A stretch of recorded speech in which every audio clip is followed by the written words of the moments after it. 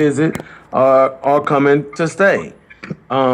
Some things we don't, we don't feel comfortable with speaking in a forum like this. That once we did feel comfortable and confident, and you feel comfortable and confident in us, that we could exchange phone numbers, emails. We could speak on Skype or other avenues, and chop it up and make sure that everything goes according to the plan. Part two question for No you. different than Moray Corbin Yahoo when he first came up here. No different. No different than me when I first came. Okay, And the same for me. my other question was based on children. How would we get them, like as far as school?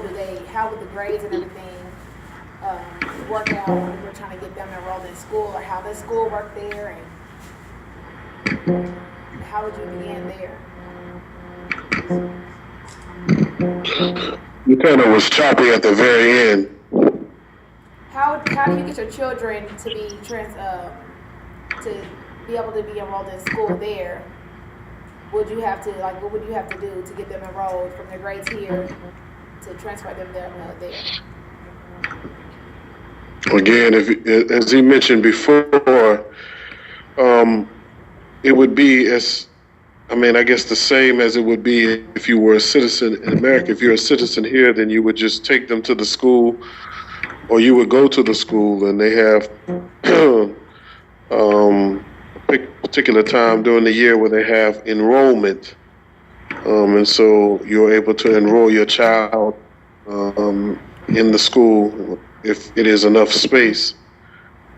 And these schools usually have fees to them, but it would be just how it is, I would say, in America.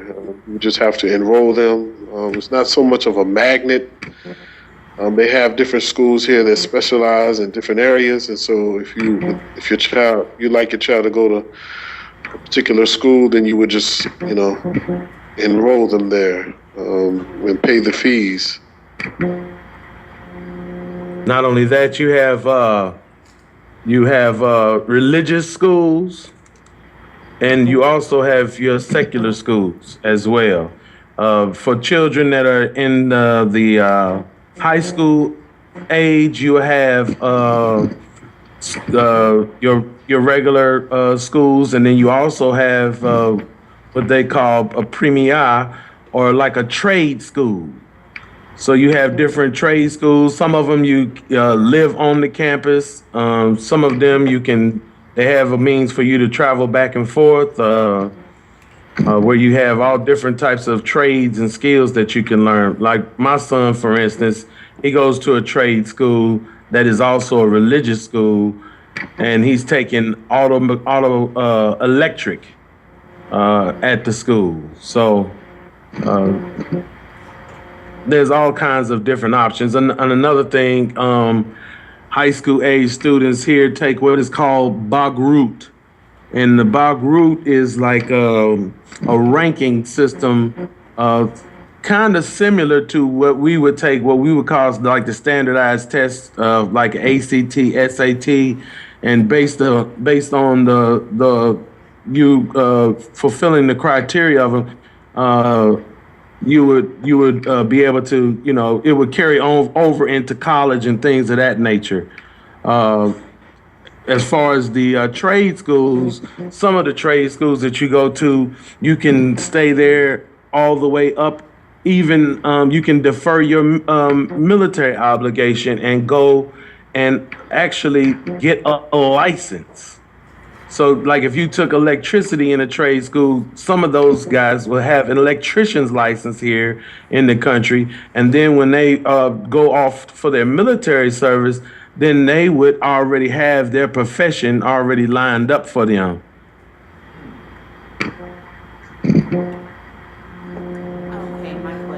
But the biggest thing that you need to do as of right now is learn the language as much as you possibly can, and it will smooth a lot of things out for you and your children. One of the things I did when I came for a visit is I got all kind of like placemats for them for when they ate their breakfast. They looking at the olive bed every day. We had books already that were in Hebrew that were children books that was maybe 5, 6, 7 pages long that they were able to begin to read so that they had a bit of a jump start so they weren't so far behind because they're going to be behind in Hebrew as it is. But kids are a lot different than us. You give them 3 months out running around playing with their little buddies that they'll make up here, and they will leave you in the dust. All of my children were fluent way before our first year was up. Reading, writing, and speaking. And as the time goes by, they get a little better and a little better and a little better. We got a question for you all. Okay. My question is, as a woman traveling abroad alone, would that be safe? I've heard many people say they want to go to the land. I have rescheduled a plane ticket continually for the last year because of others not being able to make that trip. So I wanted to know, as a single woman traveling alone, would you think that that would be safe or not so, since we hear so much this way about what happens to Americans abroad?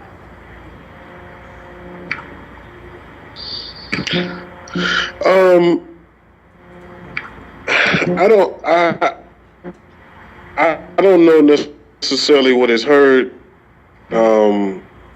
about Americans here in Israel. As he mentioned, I think sometimes people associate anything that is, in the East or Eastern from America with Israel. But as far as people coming here, I haven't heard of anything happening to our people who come here. If you were coming here, I would say as M70 mentioned, I would get in contact with some of the people here, some of the sisters that are here, and most definitely we would give that information out, or that, so that when you came up here, you would be able to interact with some of the sisters here. And I've known women who've traveled by themselves here, and I haven't heard of anything happening to them. Again, I think one of the keys is relationship. I mean, you literally have people here that are from your own city, not just, brothers and sisters that are here. You have people that are from your own city. Reach out, build relationships. And like I said, there have been women who have come by themselves. There have been brothers who have come by themselves. Now, I'm from 35th and Agnes. I went to Central High School. I graduated from Central High School, so I don't see any reason why you would have any issues. My wife, when you asked the question, she opened up her eyes again, talking about, I don't see why you have a problem.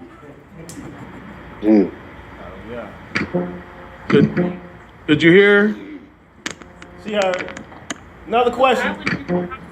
Hold on, listen, Corb. Oh, okay. I would do it all over again if I had to come by myself just to get here. It is so much more safe here for us, for our children. I believe when you get here, and I say when you get here, not if, because I truly believe that Father is going to give you courage to come and open arms and support you. So don't be afraid. Just get here. All right, next question. Shalom, brother. The question is, it's about Israel as a whole, as a community. How is y'all in as a community? Y'all come together as a congregation and on the Sabbath, or doing meetings, or festivals and everything, or is y'all all together with the other nations that's in Israel?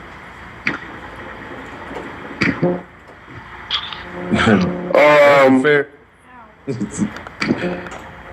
You ask, go ahead, Aki. I said that's a fair question.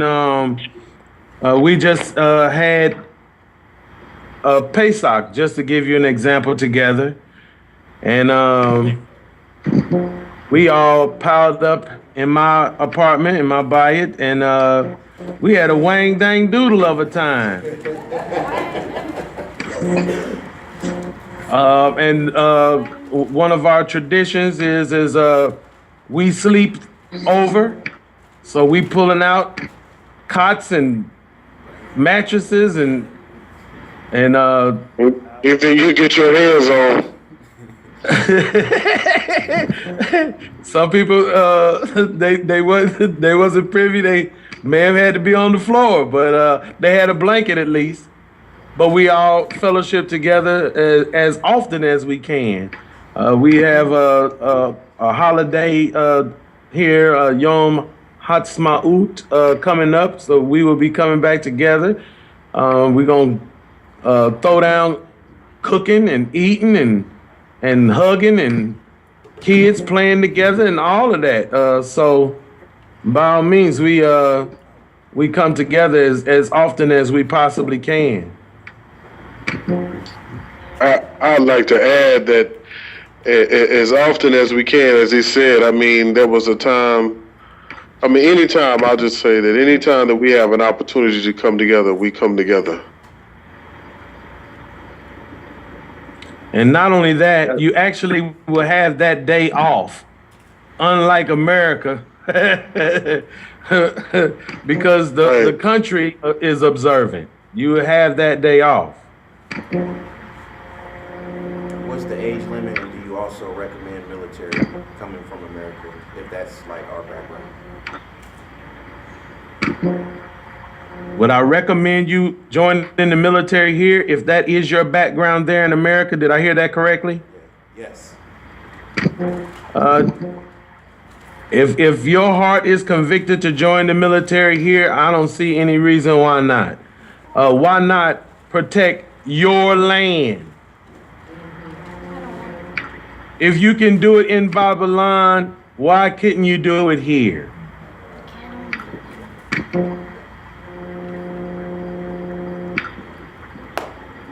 Another question for you all. I have two. Do you guys, this goes with the food, do you guys eat tuna? Of course, Mosey. You can have all the tuna you want when you come over our house. Matter of fact, each Shabbat we have tuna. I don't want to eat tuna because there's... Okay, you good. Oh, my bad. Ask the second question. You about to go in. How is the mud in the Dead Sea healthy for you? It's healing. Many women buy it and put it on their face for a mud mask. And if you come on back up here, Mosey, talk your Abba into coming bringing you up here. When you come, then Dode M70, Dode Shebaniah, we'll take you down there and you can get you some in a bucket and bring it back with you, and you can do whatever you want with it, bro. Alright, I'll probably make a sculpture. And I'll bring a bucket. Here's a question that hasn't been asked that I think is one that is like an elephant in a room. And, you know, we talk about in the room, but I think it's good for others to hear who may have not been in the room. Is the land defiled, being that the Gentiles are in the land? If they were here, us coming from America, we used to grocery stores, we used to houses and apartments and cars and all of that. Would you suspect that we would come over here and be able to, half of us don't know anything about animal husbandry, farming, anything of that nature. They are here for our benefit. They are here so that we can go to those stores and we don't have to reinvent the wheel. As a matter of fact, I'd like to go to the book of Obadiah or Obadiah. If y'all turn to Obadiah with me, read something for you real quick. We're going to go down to, we get straight to the chase, and we're going to start at verse 17, and then we'll read 18, and I pray that this will suffice to answer the question. Obadiah, verse 17 reads on this wise, but upon Mount Zion shall be deliverance, and there shall be holiness, and the house of Jacob or Jacob shall possess their possessions, and the house of Jacob shall be a fire, and the house of Joseph a flame, and the house of Esau for stubble, and they shall kindle in them and devour them, and there shall not be any remaining of the house of Esau, for the Most High has spoken it.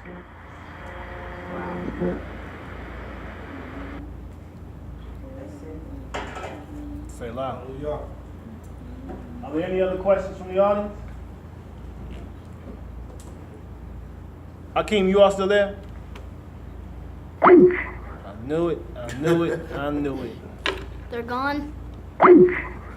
You all there?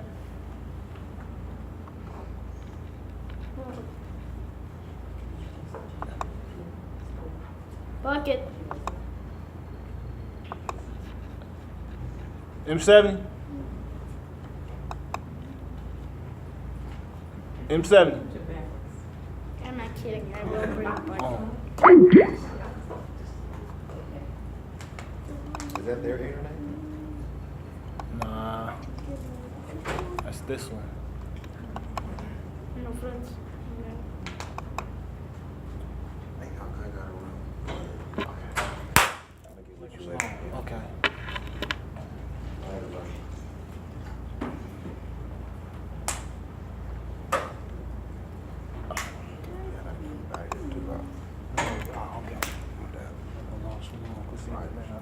Nothing, you gone? Out of here, man.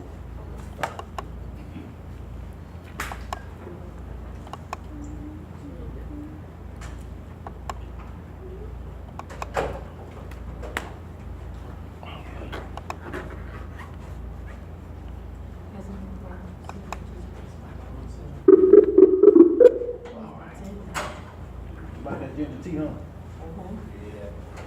Made it, Michael. It's good. Thank you. Shalom Alaikum. Hakeem. Shed, M70. Hello? Can you all hear me? Dang. For real?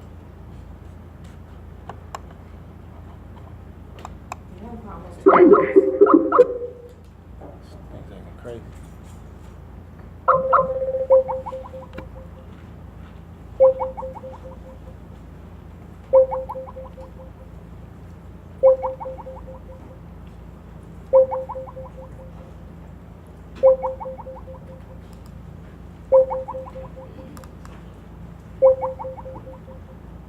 And we are in the process of wrapping up. If there's no other questions, it's midnight over there, and they do have to go to work. They literally work 6 days a week over there. So they went to work today. They'll be going to work tomorrow. But the seventh day, which is yesterday, they actually have a day off. And so I know they're getting ready to lay it down this evening. Dang, what's going on? But I just want to formally just see if we can have them. This is acting crazy. For real? Wow. Let's do this then.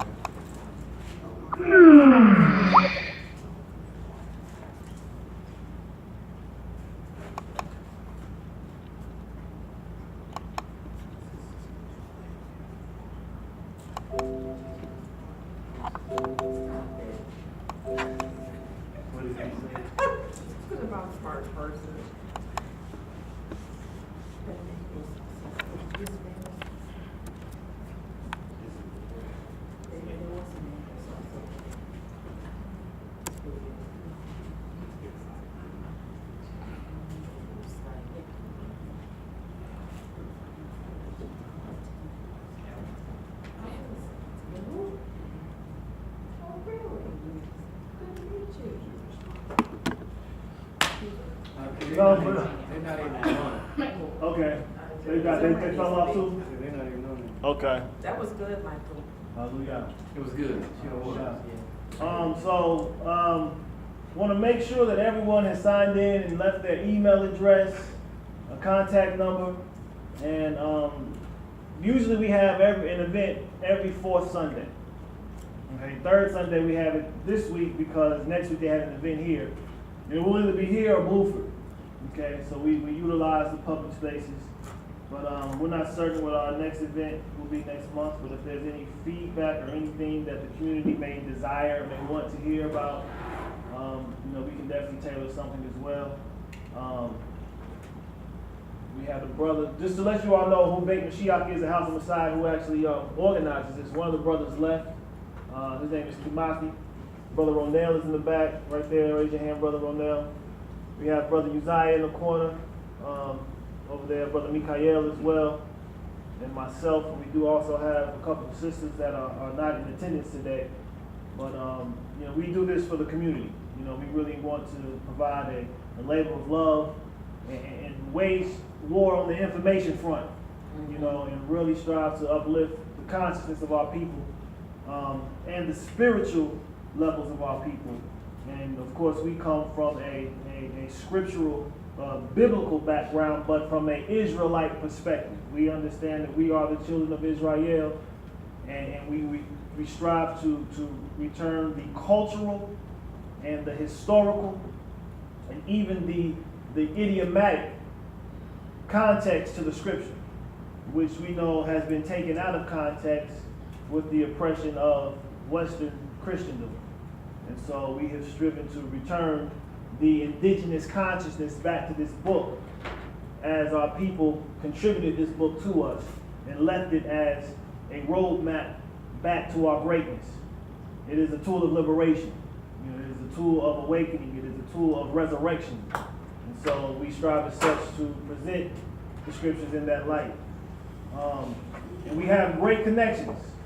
We have great connections internationally. Even nationally, we have great connections.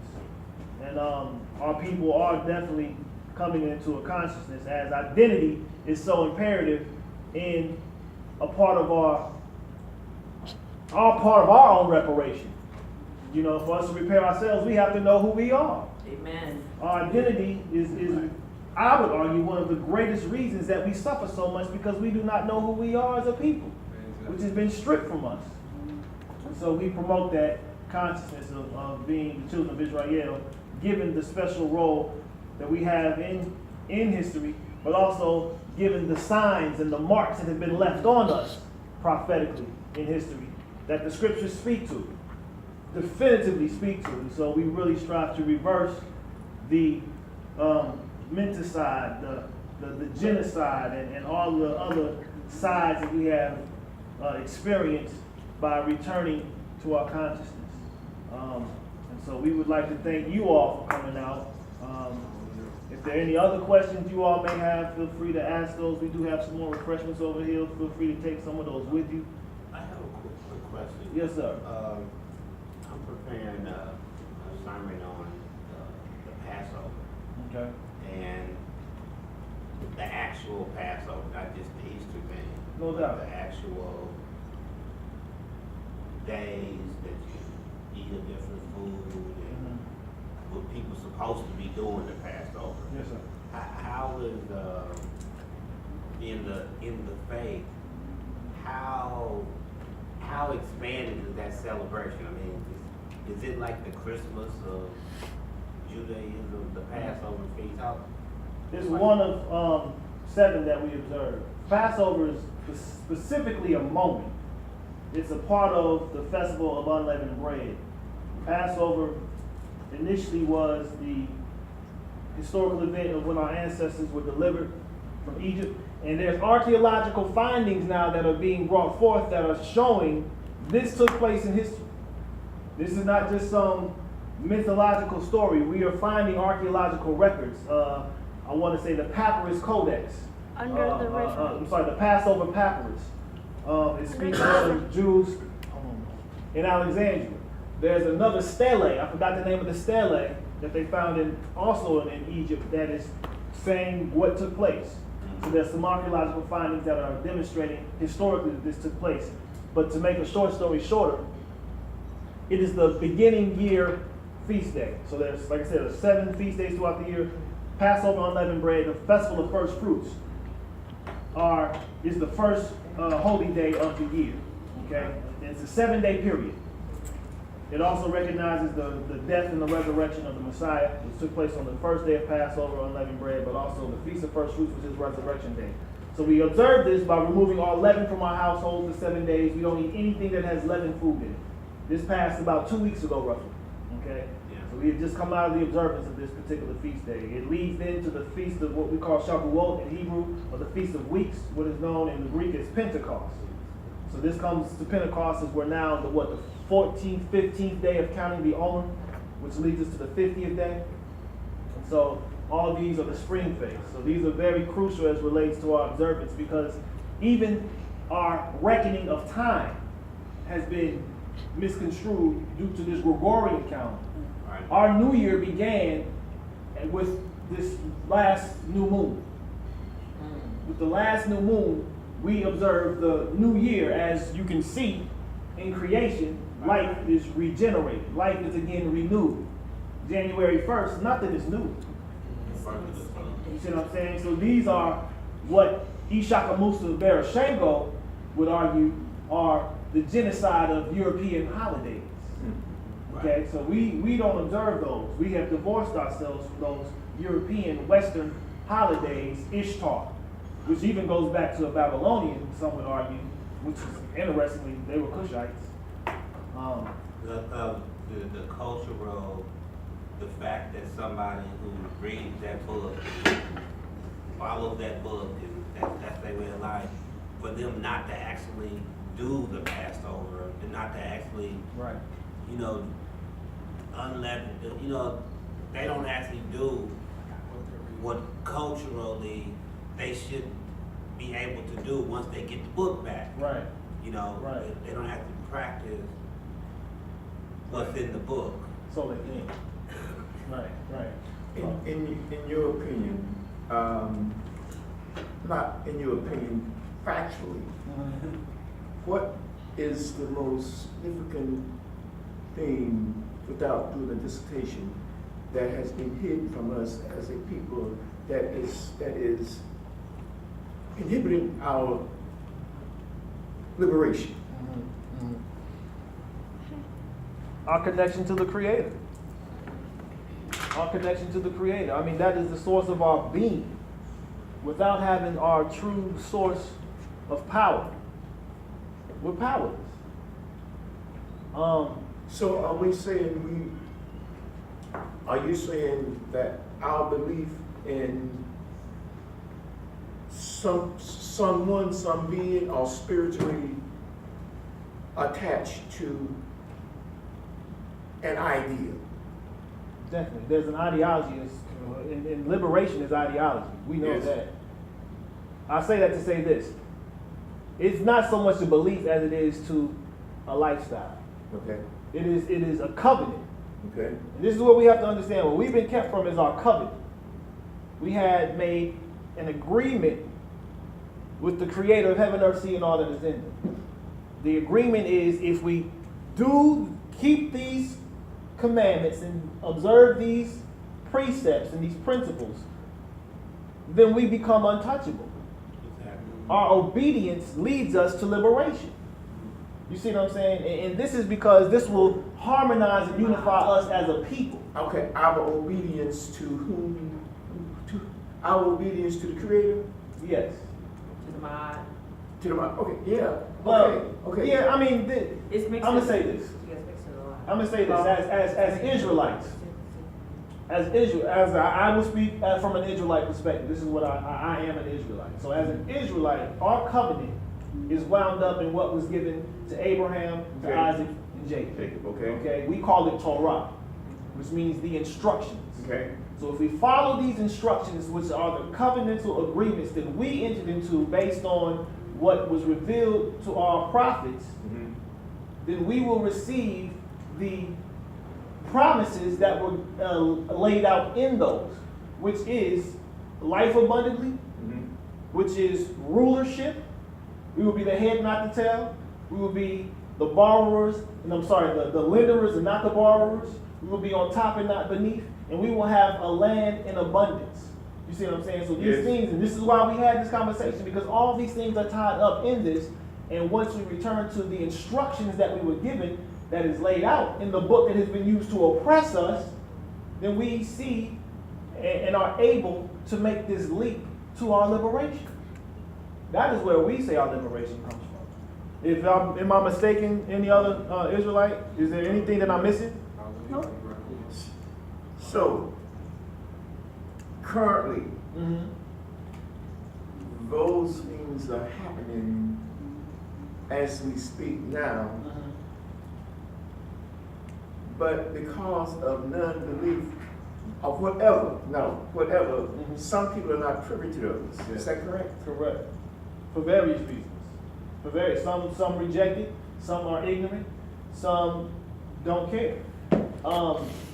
But as there are promises and what we are also called blessings, right? They're a cult in Hebrew. There are also curses.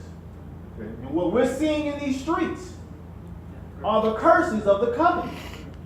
But these are signs that are on us so that they call us to turn back to the covenant. Everything that we're seeing is like a sign. Wrong way. You know what I'm saying? This is the wrong way. You're not supposed to be going that way. Turn back to the way that your forefathers taught. Because here's the thing, we come over here with this notion that our ancestors who were brought from the transatlantic slave trade, many of them were Muslim, many of them may be Kemetic, but what we're not told is many of them were also Israelites. We're not told this, and this is definitively proved historically when you look at the migration route of Israel from 70 of the current era all the way down into Africa to the west coast of Africa. We got taken from Nigeria, we got taken from Angola, we got taken from the Ivory Coast, we got taken from Senegal, we got taken from Ghana. There were Israelites kingdoms in these regions. But we're not taught these things. We're not taught these things. That's the last thing that they want us to teach about who the children of Israel truly are, because who we think they are is who the scriptures call the synagogue of Satan. This is what the scriptures say. And so we're just striving to return to our ancestral consciousness so that we can rise